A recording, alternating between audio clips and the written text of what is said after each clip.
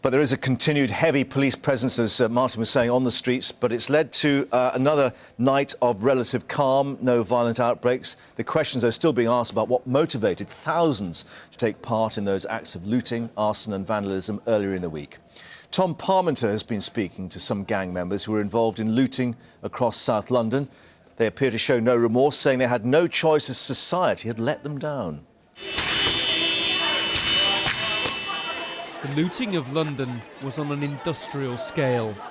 Houses and flats across the capital and other cities have been filled with an extraordinary haul of goods. We don't know exactly where this room is, but it is in a property in South London. It was filmed yesterday. Much of it by now will have been sold on to the black market. Much of the loot in London, Liverpool, Birmingham and Manchester was taken by existing criminal gangs. Others, though, were people from different backgrounds who saw something they couldn't resist. Obviously, I saw opportunity, so I went to it, innit? And what did you get then? Oh, what did I get? Tracksuits, couple electronic stuff. I done this basically to provide for my family, innit? Like, I got some stuff for my son, yeah? And I got some stuff for me, like some clothes, trainers. You're 16 years old, but you were getting stuff for your son? Yeah. I had to get some stuff for him. So what did you get for him?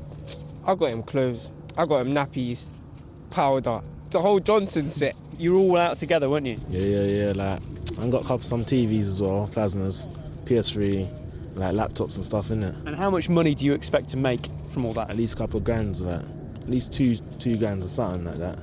And how much is £2,000 to you? What does that mean to you? That's nice actually, for like not paying for nothing, innit? Like, it's all free, innit? £2,000 in like a couple of days a week. That's nice. That's good pay. The haul, filmed on a mobile phone in South London, is not connected to these four teenagers. The amount they took was far bigger. I know people that know people, so I got a van. You had a van, so you were going around in a van, filling it up in different locations from different stores? Yeah, but we also dropped it off. So you were going back? The van got too full. We had to drop some stuff off, empty the van and then go back out. They were right in the thick of the trouble in Lewisham, but also went to Catford, Bromley and Clapham Junction, where there was a particular target. You went to the stores that you had applied for a job at? Yeah. I went across, like, I even went to Clapham, yeah, to go where I handed out a CV. I was like, yeah, you didn't want to reply back to an email, or I come up here with my CV. I was like, yeah, this is payback, isn't it? Payback, boy. Which store did you go for in Clapham that you'd applied for a job at? Comet, the electrical place. Do the punishments that are being handed out so quickly now, does that deter you? Do you think I could be next because I've been out looting? Does that worry you at all? No. There's so much people, like you're one in 1,000 people that could get caught, so you never know. Not even 1,000. So the odds are good, so you're prepared to take the chances? Yeah. Have any of you felt any kind of bad feelings or remorse about what you've done since the looting? Let me ask you first. No, I'm alright, you know. It just feels like a normal day to me. It's normal. It's nothing, really. And what about you? Any bad feelings at all? Have you ever thought about it at night when you've been sleeping in your bed? No, because I'm watching my plasma that I just got. Feels like Christmas came early, so no. A lot of people wouldn't see any sense in what you were doing because it was outrageously wrong in a lot of people's eyes. The government are saying that it is utterly unacceptable and there's no reasoning behind it. Do you think there is any reasoning behind it? Every time I go out, yeah, I'll go Bromley, West End. I'll dress the smartest I can. I even beg my mum for a new pair of trainers, like a pair of shoes, like smart shoes.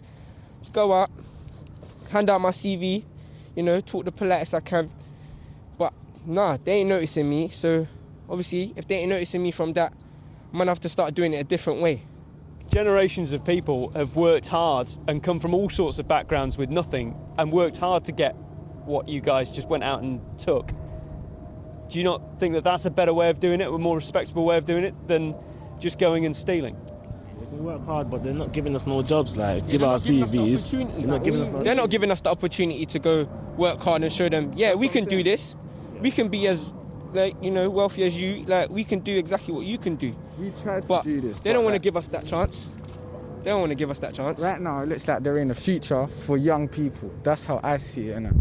because the government, they're not helping no one out except for the rich people. They don't care for us. They just leave us on the blocks to do whatever we do. There's a lot of wealth in this city. I mean, you only got to look over there is Canary Wharf behind us.